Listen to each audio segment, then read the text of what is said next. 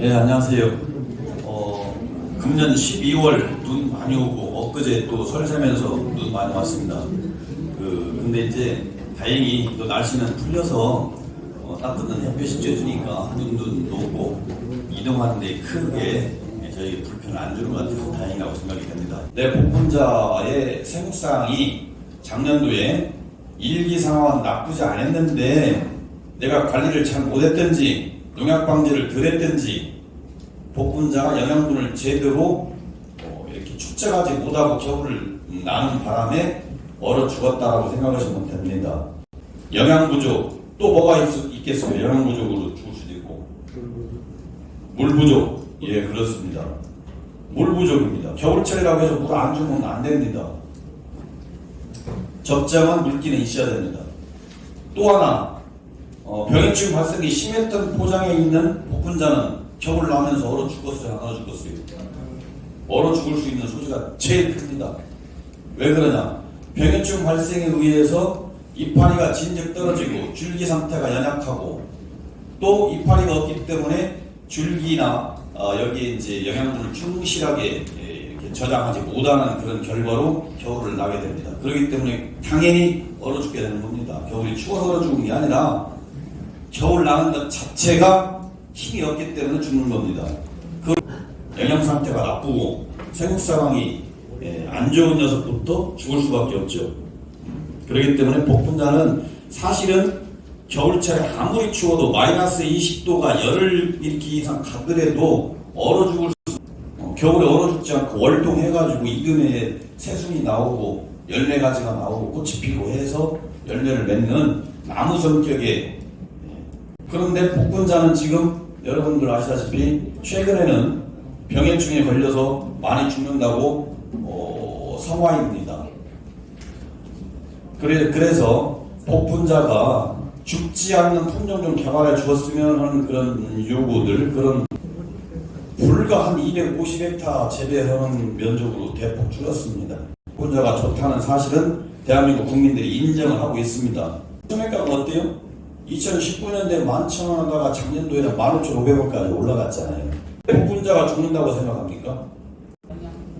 과도한 영양 공급? 예, 우리 고창군의 땅은 땅의 이름이 카올리라이트예요.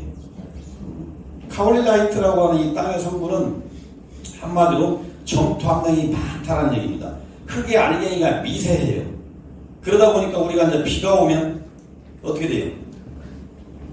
완전히 수분을 머금고 척척척척하고 비가 오다가 그치면은 이게 굳어져가지고 단단하게 돼요. 단단하게. 그러다 보니까 좋은 땅이라고 하는 것은 적어도 공기가 잘 통하고 비가 오면 빗물이 잘 빠지고 비가 안 오면 땅 밑에 있는 수분이 자연스럽게 올라와 줘야 되는데 그런 역할들을 전혀 못하는 그런 땅이에요.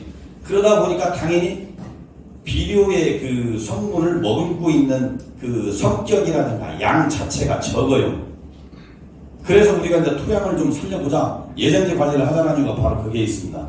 우리 고창군의 토양은 작물 재배하기가 조금 곤란한 성격의 토양이다. 공기도 짙고 양분도 적고 비 오면 스패를 받고 비가 안 오면 가뭄을 받는 그런 아주 나쁜 성격의 토양입니다. 우리 황토가. 그렇기 때문에 토양을 우리가 작물 재배할 수 있는 환경으로 바꾸자라는 얘기를 하는 거예요. 아주 좋은 말씀 하셨어요. 두 가지 큰 이유입니다. 여러분들이 말씀해 주셨습니다. 토양 관리 잘해야 됩니다. 우리 고창군의 땅은 아까 제가 무슨 땅이라고 그랬어요? 네, 카올리라이트. 1년을 놀리는데 이 녹비 작물을 3번 내지 4번까지도 재배할 수가 있어요. 우선 겨울철에 이번 경우에 노니까 한번 재배하고 내년 5월달에 다시 한번 재배하고 9월, 10월에 빠르시게 하시는 분들은 이제 8, 9월에 다시 심을 수도 있고 그렇지 않으면 10월달에 갈아엎고 어차피 겨울철 노니까 11월달에 다시 홍일 심고 그러면 실제 놀리는 것은 1년밖에 안 놀리는데 이 땅을 살리는 이 작물을 몇 번 심을 수가 있어요. 최소한도 3번 내지 4번 심을 수가 있잖아요. 그렇게 해서 경험해 주면은요 그동안에 내 토양이 빵점짜리 토양이 최소한도 50점짜리는 바뀝니다. 그렇게만 해도. 그래서 숨을 쉴 수 있는 토양으로 바뀌고 비가 오면 어느 정도 밑으로 빠지는 토양으로 바뀌고 가뭄 들었을 때 밑에서 지하수가 올라오는 역할을 해주는 땅으로 바뀐다는 얘기입니다. 그리고 우리가 볏짚을 자꾸 넣어주라고 하는 이유가 유기물 함량을 넣어주라는 의미에서 이렇게 하는 건데, 저렇게 해주면 자연스럽게 토양 속을 살리는 미생물이 공급이 되니까 풀이 들어가서 이제 부식이 되니까 요때에 우리가 좋은 미생물까지 넣어주게 되면 우리 토양 속의 환경이 병해충으로 만연되어 있는 그런 나쁜 성격의 균들이 좋은 미생물이 활동하는 그런 토양으로 바뀌는 겁니다. 그러면은 여러 가지가 장점이 생기잖아요. 공기 잘 통해, 물 잘 빠져. 그 속에서 미생물이 활동을 하니까 병해충을 없애주고, 병해충의 밀도를 낮추어주고, 미생물의 활동 증가하기 때문에 작물을 심었을 때 뿌리에게 아주 활력을 줍니다. 그래서 뿌리가 잘 뻗어서 양분을 잘 흡수할 수 있도록 도와주는 역할을 하는 거예요. 그래야 작물이 튼튼하고 병해충을 이겨내는 힘이 커지는 겁니다. 자연적으로. 그 역할을 하기 위해서 토양 관리를 하는 것이 큰 의미가 있습니다. 대표적으로 실천하시는 분들이 누구예요? 인삼재배 하시는 분들이 실천하고 계시잖아요. 그분들은 뭐 2년씩도 관리를 잘 하잖아요. 인삼 심기 전에. 그래서 이것은 결코 헛수고하는 것이 아니기 때문에 토양 살리는 데 노력하는 것은 우리가 반드시 해야 되겠다. 한꺼번에 못하니까 교대하면 됩니다. 300평이든 500평이든. 그렇게 해주시기를 좀 바라고요. 그래서 아까 말씀드린 대로 토양 속에는 수분이 있고 산소가 있고 양분이 있습니다. 그리고 이 속에 미생물들이 엄청나게 살아요. 토양 관리가 잘 되면 결국은 지렁이도 없던 지렁이들도 많이 생기죠. 이런 것이 내 토양이 어느 정도 좋은 쪽으로 가고 있다는 것을 대표적으로 알려주는 동물들이, 미생물들은 우리 눈에 잘 안 보이지만 지렁이는 우리 눈에 보이잖아요. 내 토양이 어느 정도 양호한 상태로 바뀌게 되면 지렁이들이 눈에 많이 띌 거예요. 뭐 또 혹자들은 그렇게 말씀하시죠. 지렁이 때문에 이것도 두더지가 달라들어가지고 뿌리를 싹 해주고 다니니까 복분자가 결국 싹 죽는다. 그래서 이 토양 속에는 적당한 유기물과 수분과 공기 등등이 이렇게 섞여져 있어야 됩니다. 유기물, 볏짚을 넣어라 하는 것도 유기물 공급 때문에 그래요. 토양 속에 적어도 한 5% 정도는 이 식물의 잔재, 식물 몸체들이 부식된 그런 잔해들이 있어야 됩니다. 그래야 공기 잘 통하죠. 물 잘 빠지죠. 양분 공급 잘해주는 토양.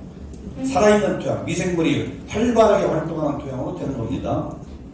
이걸 그런 것을 지금 얘기해주는 그림입니다. 그러면 유기물이 어떤 역할을 하느냐? 토양을 개량해주고, 양분을 공급해주고, 지온을 상승해주고, 미생물 활동을 도와준다. 그리고 비료 성분이 없어지는 것, 빗물에 씻겨서 나가고 이런 역할을 줄여줍니다. 그리고 완충 능력을 향상합니다. pH 조절 능력도 향상시켜주죠. 을 심어서 경운하기가 어려우니까 볏짚을 300평당 1.5톤 정도 넣어서 경운해주는 방법도 있습니다. 노지 같은 경우는 이렇게 이제 아까 제가 말씀드린 대로 겨울에는 호미를 심고 여름에는 수산가라스 심어서 이렇게 트랙터로 뒤집어 엎는 이렇게 해주면 몇 번 해주면 토양은 엄청나게 좋아지기 때문에 이 방법을 한번 적은 면적이라도 활용해 보시기 바랍니다. 그 다음에 우리 복분자 재배하시는 분들은 사전에 재배하기 전에 토양 검증을 한번 해봤으면 좋겠어요. 우리 복분자가 잘 자랄 수 있는 토양 여건은 토양 산도가 이 중성을 원합니다. 6에서 6.5 정도. 유기물이 한 20에서 30g 정도 이렇게 있어야 되고, 그 나머지도 이렇게 높지 않아야 돼요, 별로. 그런데 우리가 토양 검증해보면 산도가 너무나 차이가 있고 유기물 함량이 너무 적고 전기 전도도 보면은 여기 2 미만이어야 되는데, 아까 말씀했잖아요. 비료 많이 준 그런 포장들, 그런 포장들에서 제 조사를 해보면 이 전기 전도도가 8도 나오고 10도 나옵니다. 2를 넘지 않아야 되는데, 이건 뭐 0이면 더 좋아요. 거름을 주니까 쌓여 축적이 됩니다. 그래서 토양 속에서 굳어져 있는 거예요. 그래가지고 오히려 거름을 주어도 거름발 안 나게 하고, 또 실제로 녹아가지고서 뿌리가 빨아들일 수 있게끔 해야 되는데 거의 그런 역할도 못하고, 이게 양수분 흡수도 잘 못하게 만들어주는 아주 나쁜 효과를 줍니다. 이 전기전도가 높으면. 이게 비료는요 밑거름으로 많이 줄 일도 아니고, 작물의 상태 봐가지고 어차피 관수시설을 해야 되니까 관수시설을 해놓고 웃거름으로 물에 녹여서 물 줄 때 조금씩 낮은 농도로 주는 것도 하나의 큰 방법이죠. 토양관리, 이게 지금 우리가 작물을 재배하는 데 있어서 필요한 양분들은 뭐 수십 가지입니다. 그런데 질소, 인산, 칼리 이런 성분들은 우리가 이제 자주 3대 영양소라 해가지고 비료에 함량에 표시되어 있고 실제로 많이 주는 그런 비료이기도 하죠. 그런데 뭐 붕소라든가 황이라든가 칼륨이라든가 이런 것들은 그닥 많은 양이 필요치는 않아요. 질소, 인산, 칼리에 비해서. 칼륨, 칼슘, 뭐 황이라든가 붕소 이런 것들은 미량 요소만 있어도 되는데, 그 미량 요소가 있어야 될 것이 또 너무 없어도 비료의 그 밸런스가 안 맞아가지고 작물이 잘 자라지 못한다라는 것을 이 그림에서 나타내는 겁니다. 한 가지 요인이 너무 부족하면 나머지가 충분히 있어도 그 충분한 효과를 나타내지 못하고 부족한 녀석의 영향을 받아서 전반적으로 작물의 생산이 안 좋다, 이런 얘기입니다. 그리고 우리 토양에서 작물이 잘 자라기 위해서, 특히 복분자가 잘 자라기 위해서는 pH가 높은 알칼리성도 필요 없고 너무나 강한 산성일 필요도 없다는 얘기입니다. 대략 중성 정도인 6 정도의 pH가 맞았을 때 우리 복분자가 잘 자란다라는 것을 표해서 얘기해주고 있습니다. 그리고 아까 염농도 말씀하셨는데, 비료를 많이 주게 되고 주어서 토양에 염 농도가 높으면 시드름병 발생만 또 높여져요. 우리가 원치 않는 병 발생을 높여줘요. 예를 들어서 염류 농도가 아까 2 미만이어야 된다고 그랬잖아요. 2 미만일 때는 뿌리가 뭐 갈색으로 많이 변하도 않고 시드름병 발생도 거의 없습니다. 그런데 3.5만 돼도 시드름병 발생이 10%로 올라가요. 만약에 8%가 됐다 그러면 시드름병 발생은 80%까지, 내가 100포기 심어놓았으면 80포기는 그냥 시들어가서 죽어버린다는 얘기입니다. 다른 요인 하나도 없이. 어차피 우리 땅에는 시드름병을 일으키는 병균이 무수하게 많이 있습니다, 지금 현재. 그런데 비료기가 높으면 그 녀석들이 후딱 달라들어가지고 복분자를 죽이는 역할을 한다는 얘기죠. 시들게 해서.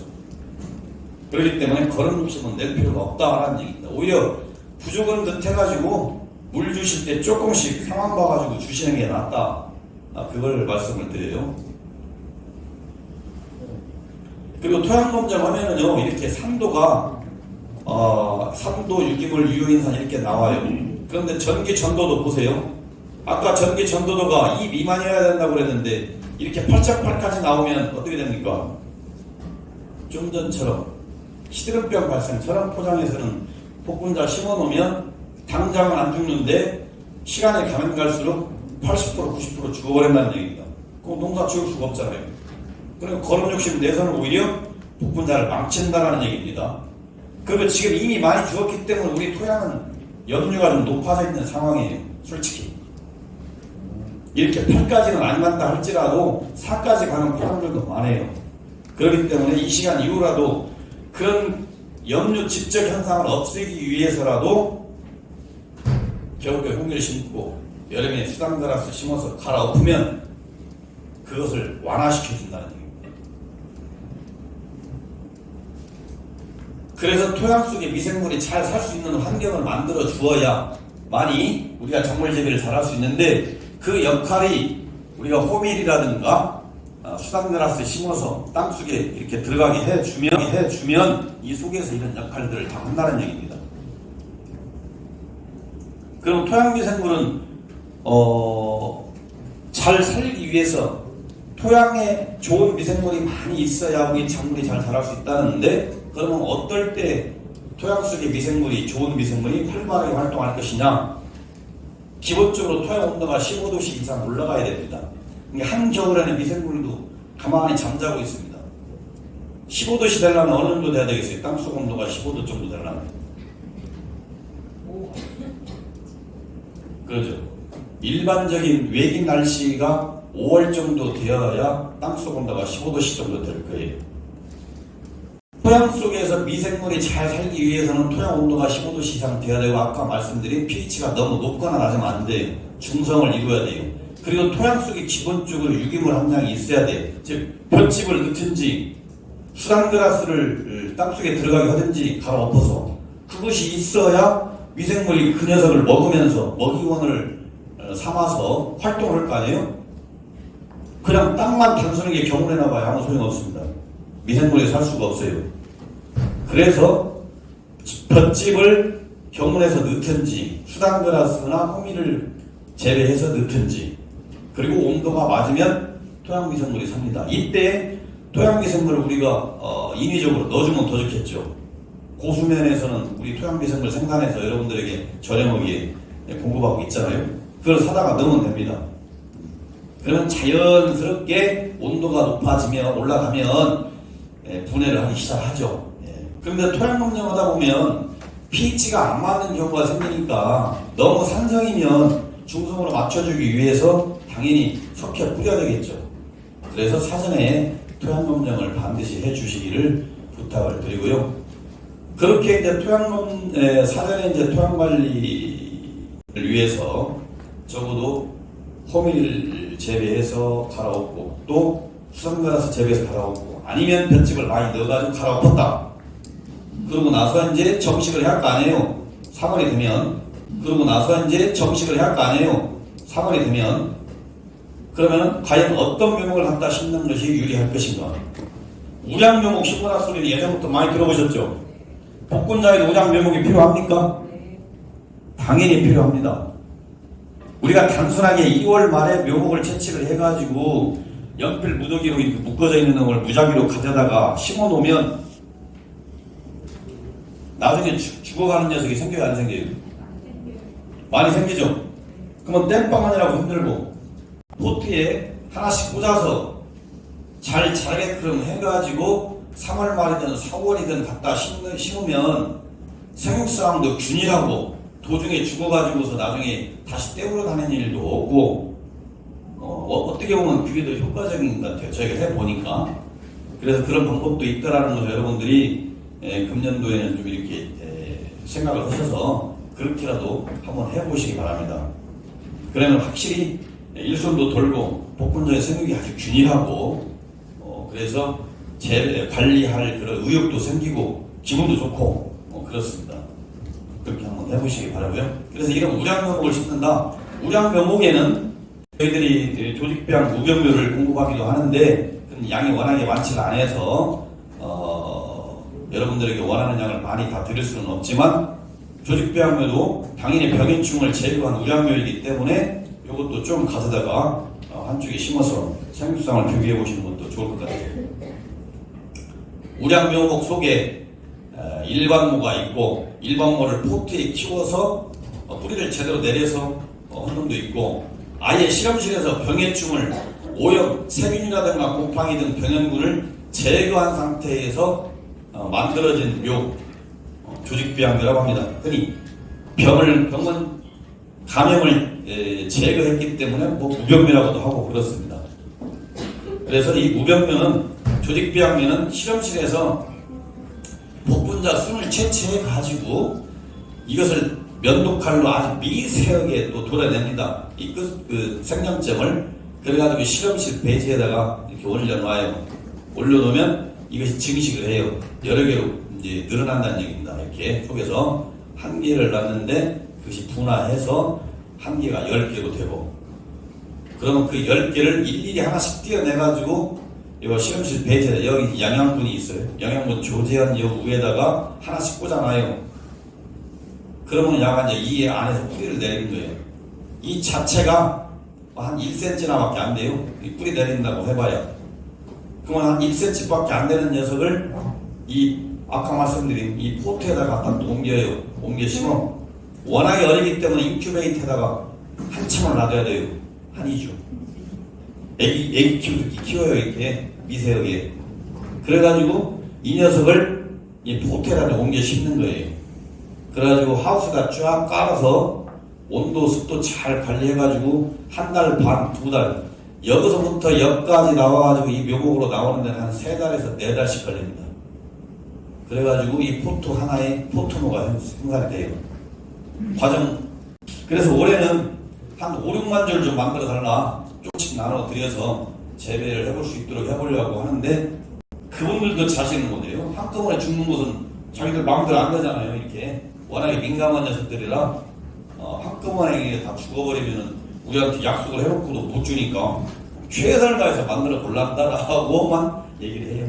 그래서 만들어지게 되면 이 자리에 계신 분들도 혹시 관심이 있으신 분들은 뭐 다 드릴 수도 없고 또 많은 양 드릴 수도 없어요. 가장 좋은 방법은 아까 제가 말씀드린 대로 병해충 발생이 적은 밭에서 생산된 묘목을 그냥 막발로 가져다가 밭에 심는 것은 생육도 불균일하고 또 나중에 죽는 놈도 많이 생기니까 1차적으로 포트에 옮겨가지고 충실히 키워서 심으면 실패 확률이 없다. 이 말씀을 드리고 이게 가장 현실적인 우량묘목 구하는 방법이고 그러고 이런 조직비하면은 양이 없으니까 실험적으로 나에게 기회가 되면 좀 재배해보는 이렇게 생각을 하셔야지 제가 이 말씀 드렸다고 놔둬주세요 막 계속 이러시면 저 대책이 없습니다. 그러잖아요. 그래서 이런 방법들이 있다라는 정도로 소개를 해드립니다. 어쨌든 저는 엄청나게 노력을 하고 있습니다. 품종 만들어낼 재간은 없기 때문에. 그래서 정식을 하게 되면 이렇게 모형을 가져다가 이제 정식할 거 아니에요. 이런 놈 받아다가. 근데 막발로 정식하지 말고 포트에다가 키워가지고 포트에다가 키우면 이렇게 그 속에서 이렇게 뿌리가 확 돌잖아요. 이렇게 충실히. 복분자는 뿌리가 깊이 들어갑니까? 얕게 뻗습니까? 얕게 뻗습니다. 그렇기 때문에 이 포트에서 충분히 길러가지고 이렇게 잔뿌리를 많이 생성해내는 것이 밭에 와가지고 몸살 않고 바로 활착도 되고 또 잘 클 수밖에 없는 그런 상황이 되잖아요.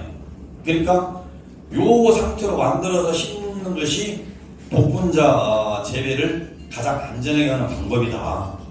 이런 얘기입니다. 그래서 이렇게 미리 관수시설도 해놓고 가운데 심을 자리를 사이에 두고 좌우로 두 줄을 이렇게 관수시설을 해서 심어 놓으면 물 주기도 편하고요. 나중에 양양분이 부족했을 때 물비를 주기도 편하죠. 이 관수시설에 의해서 이렇게 하시면 좋겠다. 복분자의 뿌리를 뻗는 거 한번 봐보세요. 야가 캐놓고 보면 이렇게 좌우로 이렇게 뻗습니다. 뿌리가 뭐 굵직굵직 해가지고 밑으로 쭉쭉 뻗는 뿌리들이 그닥 많이 없어요. 또 그리고 그 녀석들은 양분 빨아먹지도 못합니다. 그렇기 때문에 어찌됐든 이 수염뿌리 같은 잡뿌리 생성을 많이 해내는 것이 중요하다는 얘기입니다.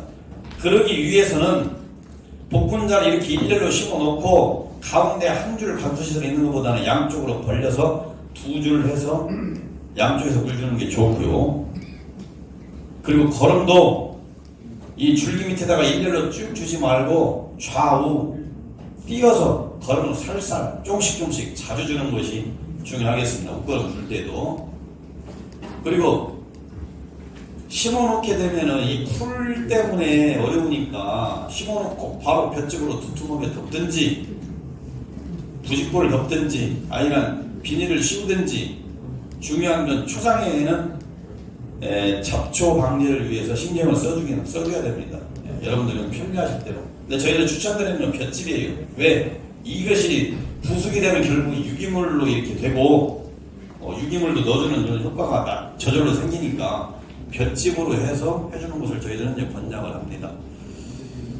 그 다음에 이제 항해전정하고 동계전정이라든가 이런 것은 여러분들이 기본적으로 다 하시는 내용들이고 덕설치도 마찬가지고요. 자, 아까 거름 성분 얘기했는데요.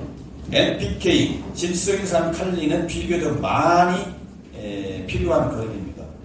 칼슘, 마그네슘, 황이라든가 금소라든가 망간, 철, 아연, 구리, 올리브덴 이런 것들은 아주 소량 필요합니다. 소량. 그런데 각각의 양이 많은 양은 많은 양대로, 적은 양은 적은 양대로 작물이 필요한 일정한 비율의 양은 있어야 되겠죠. 이런 미량 요소지만 이런 것들이 부족하게 되면 이파리의 알록달록 색깔로 나타납니다. 그러니까 그건 외형적으로 이제 판단할 수가 있어요. 그러니까 너무 걱정 안 하셔도 됩니다. 우리는 이 NPK를 그냥 정식전에 너무나 많이 넣어서 타릅니다. 정식전에는 잘 썩은 퇴비만 넣어줘도 됩니다. 잘 썩은 죽분 넣어줘도 되고, 우분 한 3년 동안 제대로 부숙시킨 놈 넣으면 탈 없습니다. 그런데 사사 쓰는 그 유박비료라든가 이런 거 잘못하면 또 가스폐를 하니까 사사 쓰는 것 같은 경우는 많이 넣으려고 할 것도 없습니다. 차라리 넣지 말고 볏짚만 넣고 하세요. 차라리. 나머지 화학 거름은 다 나중에 조절이 가능하니까 많이 넣어서 탈이지 적어서 탈은 안 납니다. 복분자는. 원래 산속에서 영양분 없는 곳에서 자라는 것 아닙니까? 복분자가. 영양분이 많은 곳에서 자라는 게 아니에요. 척박한 곳에서 그 산속에서 뿌리 내리고 있는 복분자 밑에 보면은요, 낙엽들이 많이 쌓여가지고 푹석푹석합니다. 또 실제 그런 밭에서 키우는 복분자는 지금 현재도 12년, 13년 크고 있어요. 안 죽고.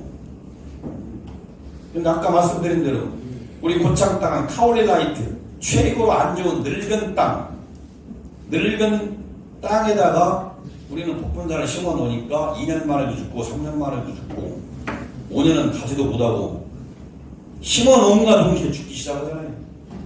이것은 대단히 나쁜 땅이기 때문에 그래요. 숨 못 쉬는 땅, 양분 보유하지 못하는 땅, 수분도 제대로 조절 못하는 땅이기 때문에 그렇다는 거, 오로지 땅 때문입니다. 그래서 이 영양분은 추후에 관리가 가능하다 이 말씀을 드립니다. 그래서 1년생을 심어놓고 그럼 언제 거름을 주할 것이냐? 3월달에 심었다, 4월에 심었다, 5월에 심었다. 심어놓고 난 이후에 5월달에 첫 번째 웃거름을 주고 7월달에 첫 번째 웃거름을 주면 됩니다. 그런데 그 양도 대단히 적어요. 보세요. 300평당 복분자 전용비료 30kg, 용성인비 10kg밖에 아닙니다. 쌍합차바에 40kg에 비료 2포대 가지고 300평에 나눠주는 거예요. 그러면 어떻게 해야 되겠어요? 뭐 살살 찌푸려주는 정도잖아요. 저것도 많아요, 사실은. 이것도 더 줄여서 더 나눠서 주면 돼요. 5, 7, 9 예를 들면 두 번으로 나눠 줄 때는 5월과 7월이고 절대로 많이 넣지 마시고 조금씩 줘라. 그런 얘기입니다. 동계전쟁 2년생 그러면 올해 심어가지고 올 봄에 심어가지고 내년도는 2년생이 되잖아요. 내년도는 어떻게 할 것이냐? 마찬가지입니다. 앉아. 겨울이 끝나가는 마당이니까 3월 한 10일경 되면은 지금 현재 심어져 있는 복분자 마찬가지입니다. 3월 10일경 되면은 웃거름 1차로 들어가야 됩니다. 뭘로? 복분자 전용비료, 용성인비, 항산가리 이 세 가지 거 양 너무 많이 갖고 가지 마시고 이 범위 내에서 3월 10일경에 전체 골고루 뿌려주면 됩니다. 어디에다가? 복분자 줄기 밑에다 뿌립니까? 아니죠. 복분자 줄기를 기준으로 고랑 쪽에 가에 거기다가 아주 조금씩 뿌려주면 됩니다. 2차는 5월, 3차는 7월 이렇게 해주시면 됩니다. 그러다 보면은 이제 복분자 수확을 하게 됩니다. 수확 시기가 6월이면 다 수확을 하죠. 복분자 수확을 많이 하기 위해서는 사실은 중요한 게 있죠. 거름을 많이 줘야 됩니까? 복분자 수확 많이 하려면 약간 그것도 필요하기도 해요. 그런데 절대로 염류가 집적되지 않는 범위 내에서도 해야 될 것이고 가장 중요한 건요. 6월달에 복분자가 열리고 난 다음에 이미 열렸던 가지 그 필요 있어요 없어요? 그거 필요 없잖아요. 그건 제거해 주잖아요. 열매 가지를 다 자를 거예요. 그것을 잘 자르셔야 되죠. 잘 자르고, 어떤 분들은요, 그 새순을 너무 많이 놔두시는 경우가 있어요. 새순을 너무 많이 놔두면요, 의미가 없어요. 예를 들어서, 그 새순이, 올해 이제 잘 이렇게 버티다가, 내년도에 가면 거기서 열매가 나오잖아요. 그리고 열매 가지를 많이 남겨놓으면 좋다라고 생각하시는 분도 계시고, 아니면 적정한 양이 있으면 좋겠다고 생각하시는 분도 계신데, 제가 보는 견지에서는요, 토양에 따라서 약간의 차이는 있지만 열매 가지를 굳이 많이 남겨주시는 데는 아니다라는 얘기입니다. 네. 그리고 어쨌든 열매 가지가 여름 동안에 햇볕을 충분히 볼 수 있도록 해야 되고, 또 열매 가지가 충실히 병해충에 걸리지 않고 잘 자라는 상태에서 어쨌든 겨울을 넘어갈 수 있도록 해주는 것이 중요하다. 이제 이런 햇볕을 많이 본 쪽하고 많이 보지 못한 쪽에서 나오는 열매량의 차이가 있다. 열매 크기라든가 수확량의 차이가 있다라는 얘기입니다. 그건 여러분들 경험적으로 이미 다 알고 계실 거예요. 충분히 햇볕을 받은 쪽에서 자란 것들은 열매가 같은 개수라도 여기 29g 나가네요. 같은 개수인데 여기는 뭐 19밖에 안 나가고, 열매 크기가 차이가 있다는 얘기입니다. 그래서 결과지는 수확 직후에 제거를 해줘야 되고, 더 중요한 건 결과지를 이렇게 전지전정하다 보면은 상처가 납니다. 그놈 때문에 새순에 오래 잘 자라야 할 녀석들에게도 상처를 또 입히게 되죠. 그거 당연한 결과 아니겠어요? 그러면 뭘 해야 돼요? 농약 갖고 가야 돼요? 안 갖고 가야 돼요? 고추는 복분자 한번 따오고 약 갖고 가서 치고, 그런데 왜 복분자는 열매도 따오고 열매까지 제거하면서 상처까지 내줬는데 왜 살균제 막바를 안 하신단 말이죠. 그거 한 번 갖고도 안 돼요. 기본적으로 전지전정 해놓고 상처 났으니까 한 번 살균제 제대로 해주시고, 양을 많이 타는 게 중요한 게 양을 독하게 타는 게 중요한 게 아니고, 적정량을 타더라도 양을 많이 해가지고 후끈히 묻혀줘야 됩니다. 제대로 묻게. 그리고 그로부터 비 오면은 비 올 때마다 살균제 가지고 들어가야 됩니다. 비가 안 오더라도 2주에 한 번은 살균제 쳐야 되고, 그렇게 해가지고 10월 말 11월 달까지 이파리에 병에 하나도 안 걸리게 해야 돼요. 살균제 잘 치면은 전문이병도 안 걸리고 탄저병도 잘 안 오죠. 걸리기 전에 예방을 하니까 안 걸리는 겁니다. 그래서 깨끗하면 이파리에서는 탄도저하 작용을 잘 해가지고 결국은 충실하게 겨울을 들어가는 겁니다. 그래서 복분자 수확한 다음에는 전문이병, 시드름병, 여러 가지 벌레들을 살균제, 살충제를 가지고 주기적으로 쳐서 의무적으로 그냥 2주일에 한 번씩 쳐야 된다고 생각하면 됩니다. 비 오면 한 번 더 쳐야 되고, 또 관수 수확하고 난 이후에도 보름이나 20일 간격으로 비가 안 오면 적정한 양의 물을 줘야 됩니다. 많이 줄 것도 없어요. 적정량을 줘야 돼요. 20ml 이상. 그리고 잡초 방제 반드시 해줘야 됩니다. 관리 안 하다 보면 풀에 치여버려요. 풀에 치이면 결국은 병해충이 달라듭니다. 그래서 이런 일들을 수확은 이후에 오히려 더 신경을 써주라. 그러면 반드시 그 이듬해에 나에게 수확을 많이 주어서 소득을 높여주는 것으로 복분자는 보답을 하죠. 결과지를 제거하고 신초의 수를 적당한 숫자로 남겨놓습니다. 그런데 여기는 아직 결과지 제거도 안 했고 신초 작업도 안 했죠. 이렇게 넘어가 버리면 그 이듬해에는 뭐 이제 복분자 열리도 않습니다. 이렇게 환해야 야가 햇볕을 충분히 받아서 겨울 들어가기 전에 이파리에서 탄도저하 작용도 하고 줄기에 양분도 축적하고, 또 그렇게 힘이 있어야 내년도 봄에 열매 가지고 제대로 생산을 해서 꽃을 피우죠. 보세요. 이건 우리 시험포에서 일부 해놓은 거예요. 무병묘 2세대 조직배양묘 아까 실험실에서 만든 녀석을 심어서 하우스에서 받은 새끼를 한번 심어봤어요. 숫자가 없으니까 그때는 2020년도에 한 거예요. 이게 새끼 받아서 일반 모종 똑같은 날 같은 조건의 토양에다가 심었는데 일반모의 생수함은 해생해요. 무병묘는 이게 줄기가 잘 뻗고 있고 7월 21일 날 11월 13일 날에 가서 봤어요. 어째 무병묘는 조금 뭔가 좀 있는데 일반모는 벌써 낙엽이 져가지고 생육수상이 좀 해생합니다.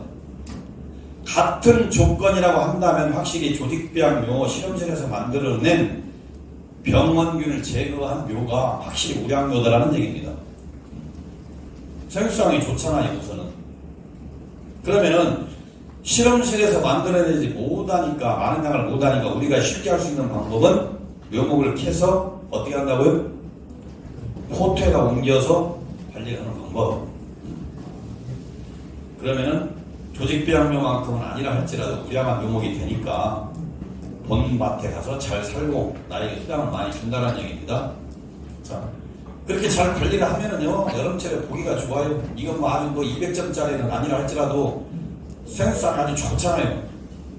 그 이듬해 5kg, 6kg씩 실제 땄습니다, 올해. 관리 잘해서. 여기 보세요, 생수산. 7월달인데, 여기는 11월달이고, 7월달 상황도 이렇게 나쁘면 11월달에 볼 것도 없죠. 요런 상태에서 저 겨울을 들어가면은 이듬해 복분자 열립니까? 11월달까지 가능하면 이런 색깔로 입혀야 되고 무성해야 되죠. 무성해야 돼요. 좀 전에 사진처럼 요 11월 11일인데도 어째요? 파랗고 좋잖아요. 구겨져 있고 충분히 쫙쫙쫙 뻗은 줄기 있고 상태만 보면 내년도에 몇 킬로그램 딸지 다 답은 나와 있습니다. 하우스 내에 있는 복분자 일률적으로 다 이제 관리가 됐고 색깔도 보라색이고 괜찮죠. 하우스 안에 있는 복분자 얼마나 이뻐요. 당연히 수확량 많이 날 수밖에 없습니다. 실제로 열매가지에서 잘 나와서 꽃도 피고 열매도 맺히고 6월달에 요런 상태 이게 이제 많이 열리겠으니까 많이 안 열리죠.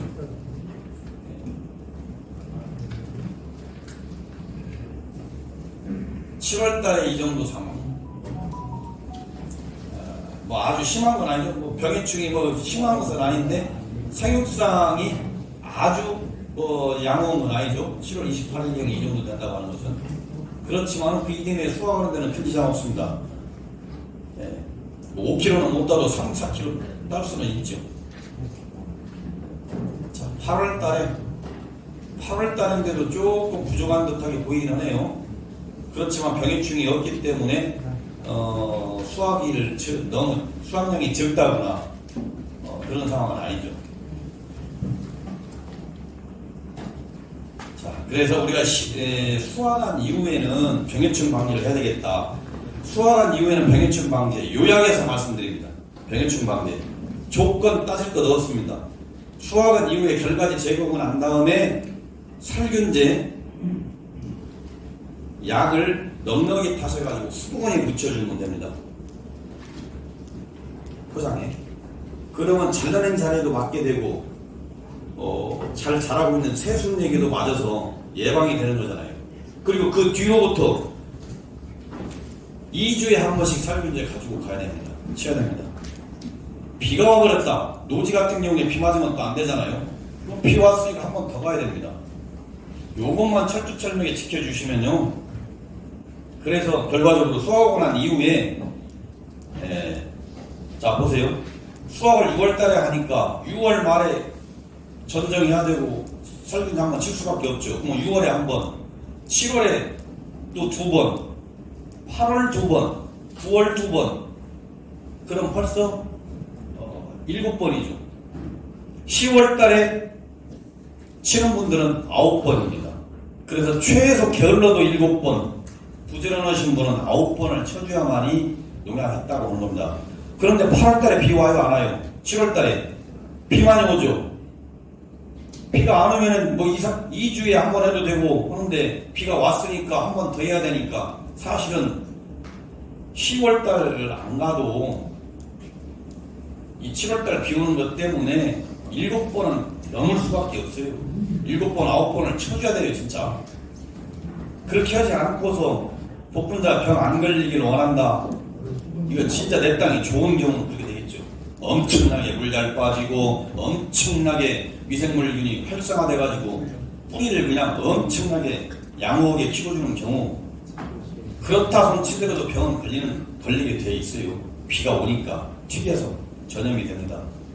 그렇게 해서 병해충은 의무적으로 그렇게 하시면 병이 안 걸립니다. 그리고 나머지는 오히려 그렇게 했는데도 병이 걸린다. 저한테 전화하세요.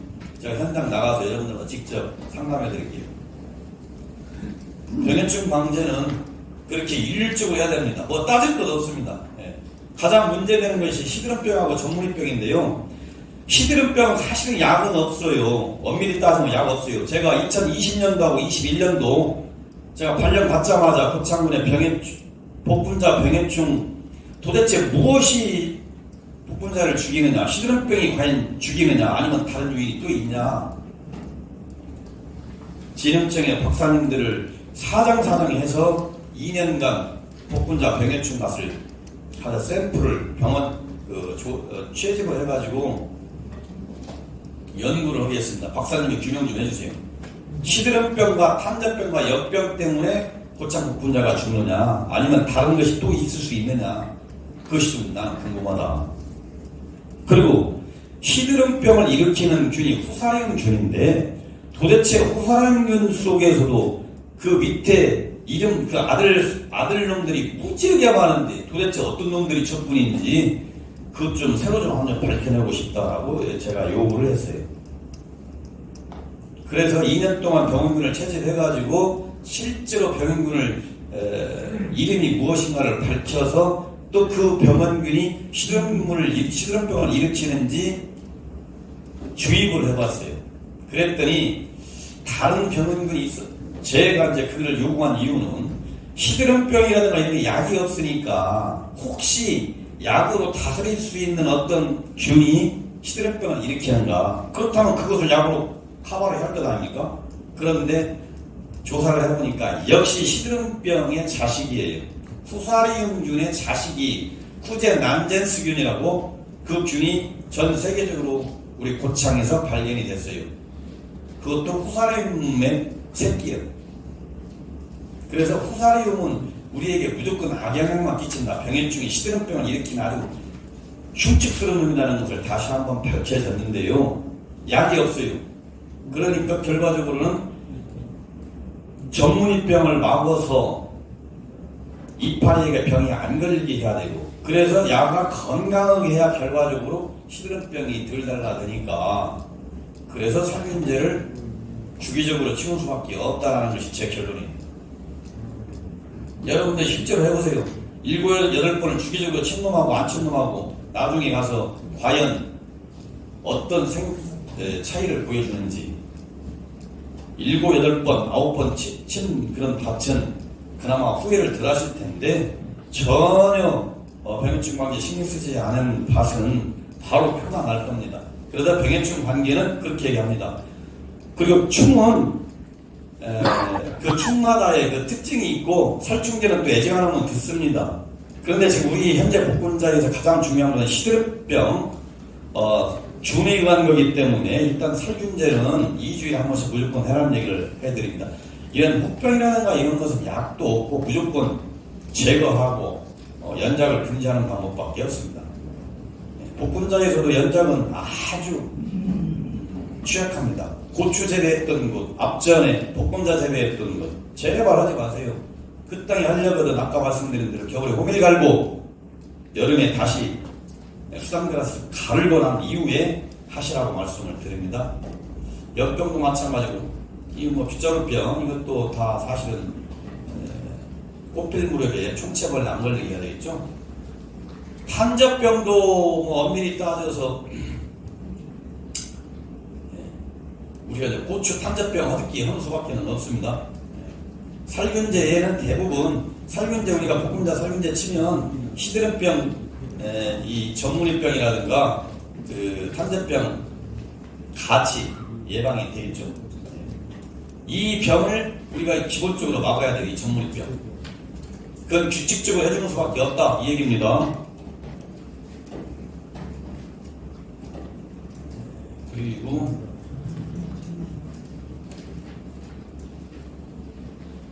자, 농약을 선정하는 방법에 대해서 좀 말씀드릴게요. 살균제는 분홍색으로 되어 있어요.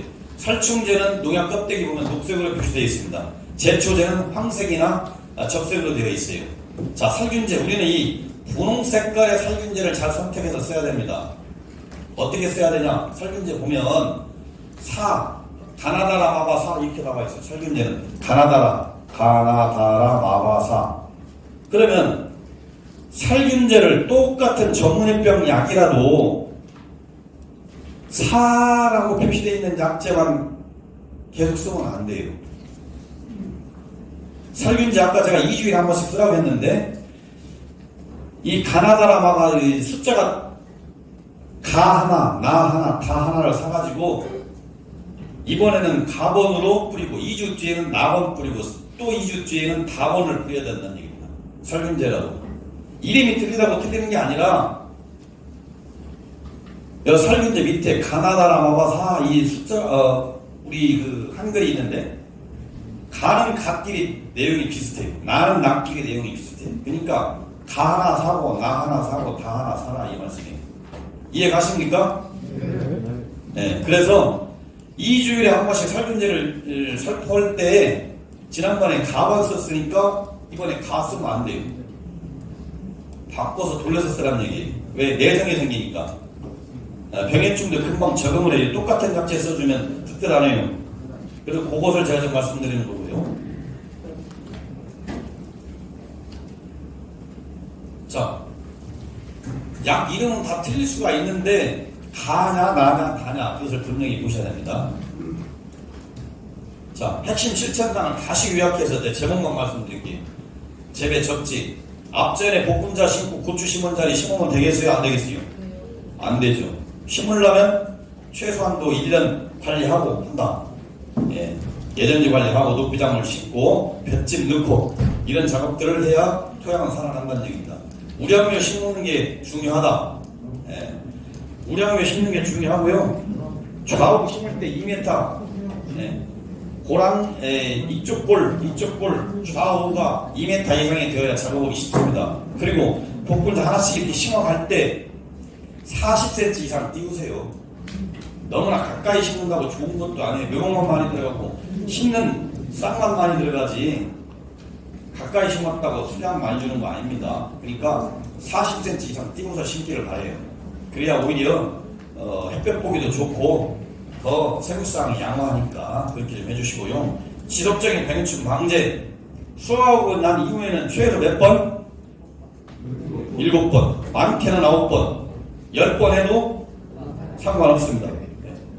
그렇게 해주셔야 돼요. 약 이름 바꾸어서 이름만 바꾸는 게 아니라 가번이냐 나번이냐 다번이냐 그거 분명히 확인하세요. 똑같은 약들 계속 쓰면 효과 없습니다. 돈만 손해나요. 자, 그리고 요즘 기후가 변화했다고 날마다 TV에 나와요 안 나와요? 저 북극의 얼음이 자꾸 녹아가지고 해변에 해수면이 올라가니까 나라도 태평양에 가면 섬나라가 많이 있어요. 다 잠겨버려. 해수면이 올라오니까. 그래가지고 다른 나라로 다 이민 가고 안 받아주니까 결국은 불법 이민하고 이런 현상들이 태평양에는 못 사는 나라들 많이 일어나고 있어요. 그래서 이런 심각한 기후가 변화되고 있기 때문에 우리는 어떻게 해야 됩니까? 조금 더 신경을 써야죠.